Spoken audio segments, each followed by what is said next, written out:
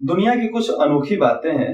अनोखी बातों में आप ये जान सकते हैं कि दुनिया में क्या हमारे लिए सही है और क्या हमारे लिए गलत है। जैसे में एक कहावत है, हर हादसे के दो पहलू होते हैं, क्या हुआ और कैसे हुआ। कोई भी हादसा हो गया, उसका दो ही कारण हो सकता है, क्या हुआ और कैसे हुआ।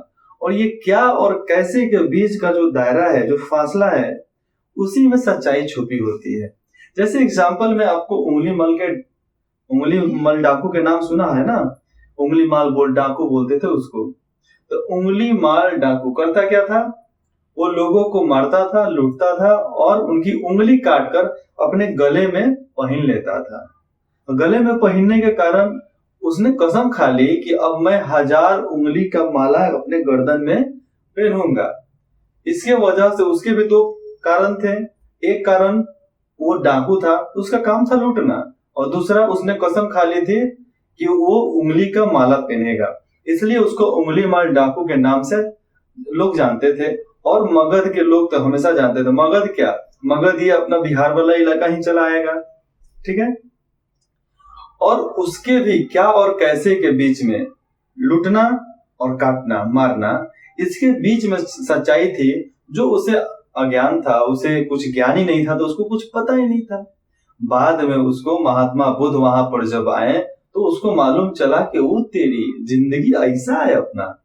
तो उस जिंदगी को पाने के लिए उसने बहुत सारा मेहनत किया, और मेहनत करने के बाद से ही वो अपने आप को उस श्रेणी में लेकर चला गया था जब उसने अपने जिंदगी के अहम भूमिका को निभाया और अपनी जिंदगी की सच्चाई को जानी। सच्चाई को जानने के बाद वो बाद में गांव वालों की सहायता करने लगा, मदद करने लगा, और बाद में उसे अहिंसका नाम से जाना जाने लगा। और बाद में वो ऋषि मुनि भी बन गया।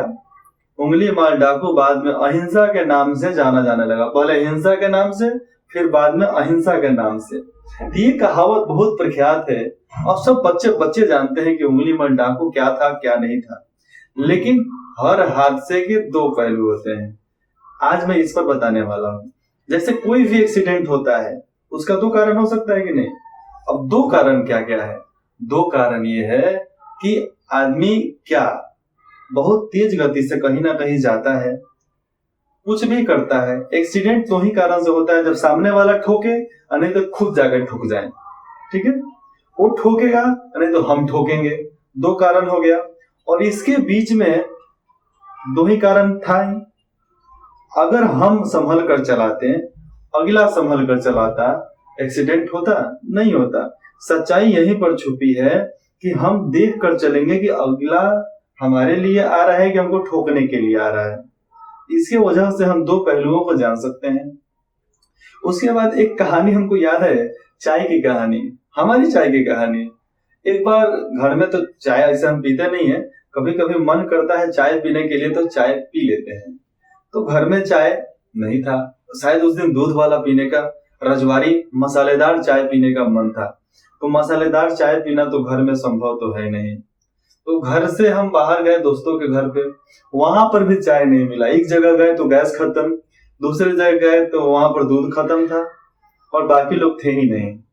तो हम और हमारे दोस्त हम चले गए चाय पीने के लिए। कहाँ पे, बाहर सोच लिए कि हम लोग चाय पीते हैं। तो हम 3 दोस्त थे, हम और मेरे 2 दोस्त और। तो जैसे हम लोग उधर से निकले तो हमारे एक दोस्त बोला, पतला चितला है, तो वो बोला कि भाई आज गाड़ी मैं चलाऊंगा। हमने बोला ठीक है कोई बात नहीं, गाड़ी चलाओ, तुम्हारी मर्जी, हम दे देते हैं, चलाओ। तो उसने गाड़ी चलाया। उसके बाद से हुआ क्या कि सामने ही पुलिस पुलिस की चेकिंग थी और गाड़ी हमारी पकड़ा गई। और हम लोग ट्रिपल लोड, विदाउट हेलमेट, और ऊपर से हम लोग माइनर, ड्राइविंग लाइसेंस भी नहीं, कोई गाड़ी कागज पत्र भी हम लोग नहीं रखे थे। फिर पुलिस ने कहा नहीं भैया हम तुमको ऐसे नहीं छोड़ेंगे, आप हमको फाइन दे दो और नहीं तो थाने चलो। बोले थाने ही ले चलो, उससे पहले मेरे पापा से बात कर लो, मेरे पापा जी आपको जो बोलेंगे ठीक है कर लेते हैं। तो फिर अपने पापा जी का नंबर उनको लगा कर दिए, तो बात किए। पापा हमारे घर से रूम से फिर आए वापस, और फिर मेरे को एक चमाटा खींच कर मारे। उसके बाद तो पुलिस वाले ने बोला कि भैया तुम जाओ यार, तुम जाओ। तो ये हादसा जो हुआ हमारे साथ, हम पुलिस के साथ पकड़े गए चाय के कारण केवल। तो उसमें भी दो कारण था।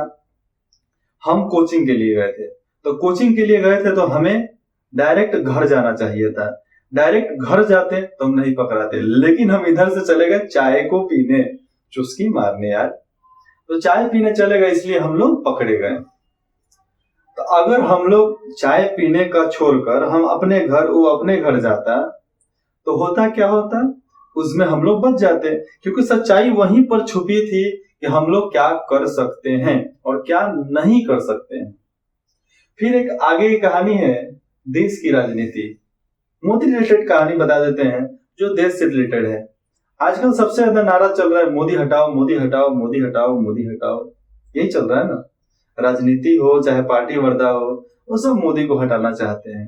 अरे भैया, मोदी को मत हटाओ, पार्टी बदल डालो ना। मोदी को हटाओगे भ्रष्टाचार खत्म। चलो भ्रष्टाचार की बात नहीं बोल रहे हैं, तो यह भी हादसा जो होता है उन लोगों के साथ कि मोदी हटाओ, चौकीदार हटाओ। इनके पीछे भी दो कारण है। पहला कारण, ये लोग उनसे कुछ ना कुछ तो दिक्कत तो होगी ही। दिक्कत इसलिए है कि वो अच्छा काम कर रहे हैं तो हम अगले पार्टी, मतलब मेरा पार्टी जीत नहीं सकता है। अगर वो बुरा नहीं कर रहे हैं तो हम उनका बुरा कैसे कर दे। दो कारण हो गया इसमें। और इसके बीच में उन लोगों का दायरा है, सच्चाई भी है। अरे भैया, वो गलत करे चाहे नहीं करे, उनको छोड़ दो। हम क्या कर रहे हैं उससे मतलब होना चाहिए। हम अगर अच्छा कर रहे हैं तो लोग हमें देखेंगे, नहीं देखने की सवाल ही नहीं आती है, लोग हमें देखेंगे। उसके बाद देखो, अगर ये समझ गए तो उसके बाद से ना उनका ना इनका, दोनों का काम खत्म। सच्चाई जान गए ना हम लोग। इसके बाद मैं बता देता हूँ साईं बाबा। एक साईं बाबा का बहुत विख्यात कहानी है। मैं एक बाबा के नाम से सुन रहा था, कोई प्रवचन दे रहे थे। तो प्रवचन दे रहे थे तो एक लड़का वहां पर खड़ा हुआ, वो पूछा, बाबा क्या साईं बाबा भगवान है? तो उन्होंने बोला, साईं बाबा भगवान? भगवान तो हिंदुओं का होता है और साईं बाबा फकीर थे, तो फकीर शब्द हिंदू में आता ही नहीं है। ठीक है, वो मुसलमानों का शब्द है, इसलिए वो हिंदू ही नहीं है। तो भगवान होने का तो बात ही अलग हो गया कि भगवान कैसे हो सकते हैं।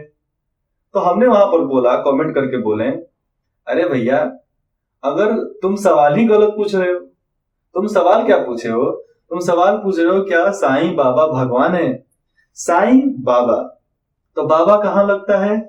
हिंदुओं में लगता है। बाबा किसको बोलते हैं? दादा को बोलते हैं। मराठी लोग बाबा किसको बोलते हैं? पिता को बोलते हैं, मतलब अपने पापा को बोलते हैं। तो अगर साईं बाबा भगवान है, भैया इस सवाल ही कहाँ आ गया? भगवान है कि नहीं है भाई, आदर्श पुरुष है, उसको मानना चाहिए ना। तो दूसरे चीज से क्या लेना देना? यह भी हादसे के पीछे दो पहलू है, एक क्या और कैसे। क्या, इसने सवाल पूछा, और क्या में आएगा उसने क्या जवाब दिया। ठीक है, इसने सवाल पूछा, उसने जवाब दिया बाबा ने, वो जो जहां प्रवचन चल रहा था।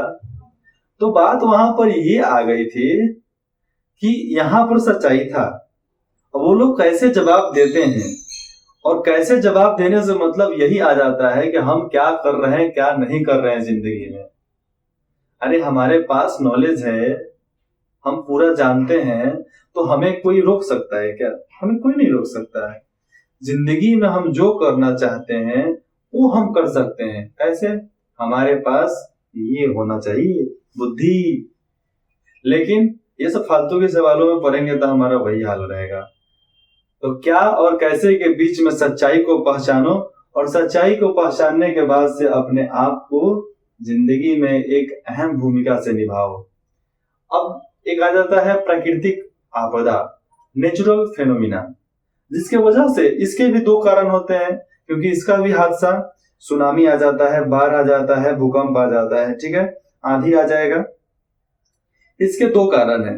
हम लोग क्या कर रहे हैं? सबसे पहले मैं सुनामी का बताता हूं। हम समुद्र में कचरा फेंकेंगे तो समुद्र हम पे कचरा फेंकेगा। अगर हम समुद्र में कचरा ही ना फेंके तो सुनामी आने का चांस ही नहीं है। अगर हम प्रकृति के साथ छेड़छाड़ करेंगे ही नहीं, अगर हम प्रकृति को चोट नहीं पहुंचाएंगे तो प्रकृति हमको चोट क्यों पहुंचाएगी? हम कुत्ता को मारेंगे नहीं तो कुत्ता मेरे को क्यों काटेगा? नहीं काटेगा ना। हम किसी को मारेंगे नहीं तो हमको कैसे मार सकता है। गांधी जी का नाम है, गांधी जी कहते हैं कि जिंदगी में तुम जिसको मारोगे, जिसको सताओगे, वही तुमको सताएगा, चाहे तुमको बर्बाद कर देगा। कहावत सही है। गांधी जी अगर हिंसा करके, गांधी जी अगर मार काट करके वो देश को आजाद करना चाहते तो कभी आजाद नहीं करा पाते हैं।